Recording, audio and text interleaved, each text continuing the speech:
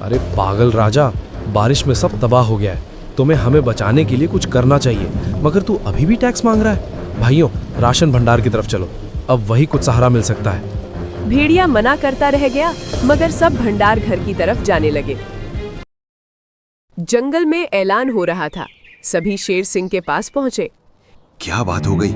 ऐसे अचानक हम सबको क्यों बुलाया है? साल बीत चुके हैं और नए राजा का चुनाव होना है। मुझे राज करे लगभग 10 साल बीत चुके हैं। अब मैं चाहता हूं कि इस जंगल को नया राजा मिलना चाहिए। इसलिए आप में से जो भी उम्मीदवार होगा नाम बताए। शेर सिंह, आपने एकाएक बहुत बड़ा फैसला ले लिया है। हमें कुछ समझ नहीं आ रहा है। हमें कुछ दिनों की मोहलत दीजिए ताकि हम कोई उम्मीदवार खड़ा कर सके। शेर सिंह ने सबकी बात समझी और फैसला कुछ दिनों के लिए टाल दिया गया। अरे मेरे करण अर्जुन, मुझे बताओ कि क्या हमें भी चुनाव में हिस्सा लेना चाहिए? क्या मैं खड़ा हो जाऊं? अरे बिल्कुल भाई, तुम खड़े होगे तो जरूर जीत जाओगे। तुम्हारे खौफ से कोई खड़ा भी नहीं होगा। अरे लोमड़ी सही कह रही हैं भाई, आप खड़े हो जाइए। एक बार आप राजा बन गए तो हमारे तो मजे हो जाएंगे। खूब खाने को मिलेगा, नए नए शिकार, वो भी बैठे बैठे ऑर्डर करेंगे। अरे क्या ऑर्डर करेंगे? यहाँ कोई फूड डिलीवरी वाला नहीं आता जो तुम्हारे लिए नए नए शिकार लाए। हमें खुद ही शिकार करना पड़ेगा। जंगल का यही नियम है।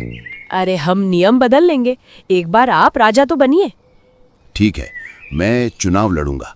तुम दोनों बाकी जानवरों के पास जाओ और देखो कि वो किसे उम्मीदवार चुन रहे हैं। अगर बेईमान उम्मीदवार होगा तो हम उसे खरीद लेंगे। दोनों बाकी जानवरों के पास पहुंचे। वो आपस में छोटी सभा कर रहे थे। मुझे लगता है कि इस बार हमें कोई शांत, दयालु और बुद्धिमान उम्मीदवार चुनना चाहिए। बिल्कुल सही बात है। मेरी नज़र में एक उम्मीदवार है, श्यामा बकरी। वो मीठा बोलती हैं, सबकी बात समझती भी हैं और बुद्धिमान भी हैं। क्यों ना उसे हम अपना उम्मीदवार बनाएं? सभी राजी हो गए। सभी शेर के पास पहुंचे। शेर सिंह, हमने श्यामा बकरी को ही अपना उम्मीदवार बनाया है। वह इस पद के लिए खड़ी होगी। मुझे मंजूर है, मगर कोई विरुद्ध भी खड़ा होना चाहिए। मगर लगता है कोई और खड़ा नहीं होना चाहता। क्या कोई उम्मीदवार खड़ा होना चाहता है? अरे बिल्कुल बिल्कुल, हमारा भाई बिरजू भेड़िया खड़ा होना चाहता है। हम उसके लिए फार्म डालेंगे। अब जंगल में 2 उम्मीदवार खड़े थे।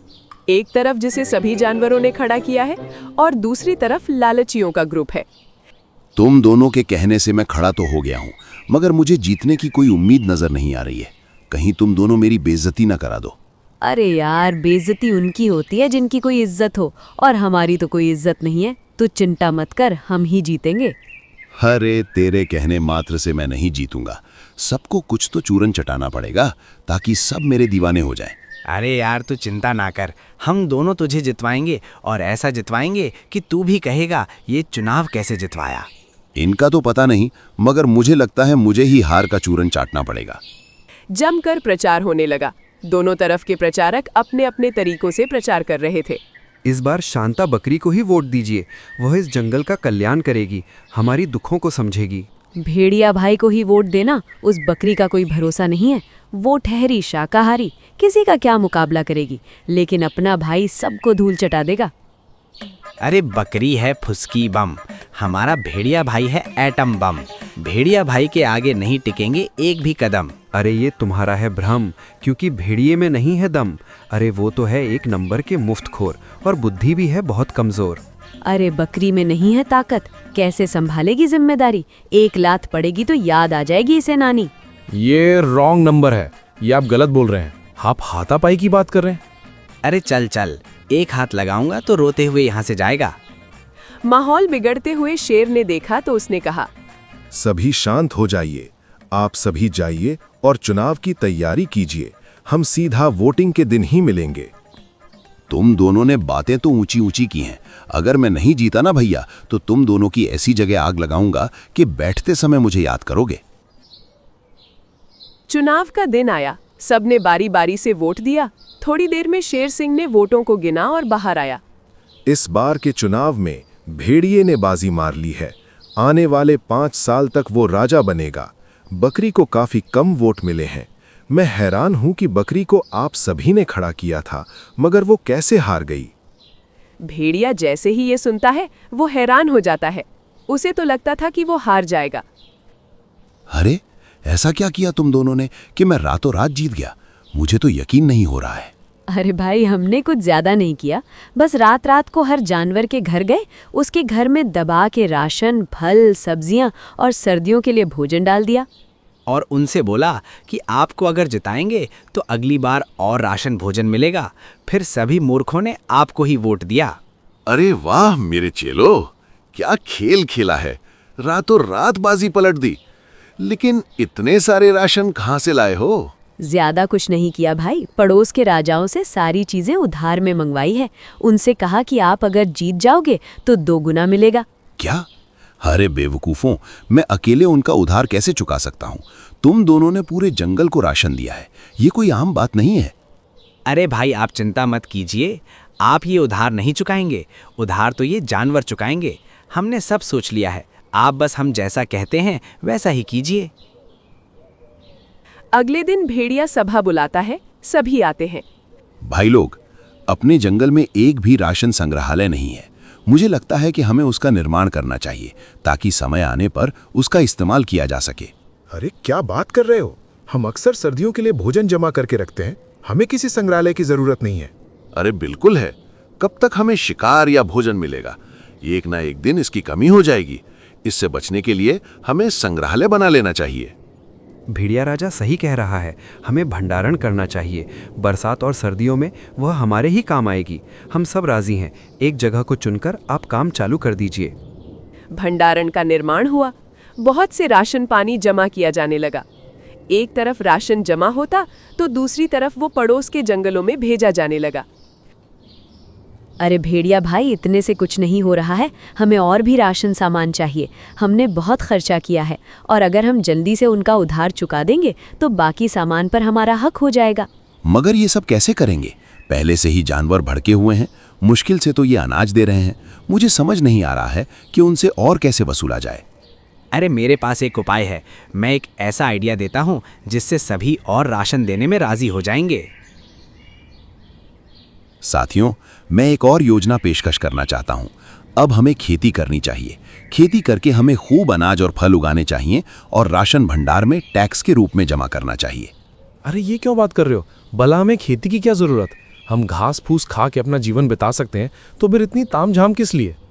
हम पूरा राशन नहीं मांग रहे हैं। जंगल में कई विकास के काम होने हैं, लेकिन इसमें जो कारीगर लगेंगे उन्हें कुछ तो देना पड़ेगा। तो हम इसी टैक्स को उन्हें काम के बदले देंगे, जिससे जंगल का विकास मुफ्त में होगा। नदी में पुल, नई बड़ी बड़ी नदी निर्माण और आप लोगों को हर महीने राशन भी दिया जाएगा। इतने सारे लालच भरी बातों से सभी राजी हो गए, मगर मांसाहारी जानवर उदास हो गए। मगर हमारा क्या होगा? ये तो घास फूस खाकर अपना जीवन जी लेंगे, मगर हमें तो मांस चाहिए जिसकी खेती नहीं की जा सकती। अरे ये तो आप लोगों की प्रॉब्लम है, आप ही इसे संभालें। मैं एक राय देता हूँ, आप शाकाहारी हो जाइए, आपकी समस्या हल हो जाएगी। इसी के साथ आज की सभा समाप्त हुई।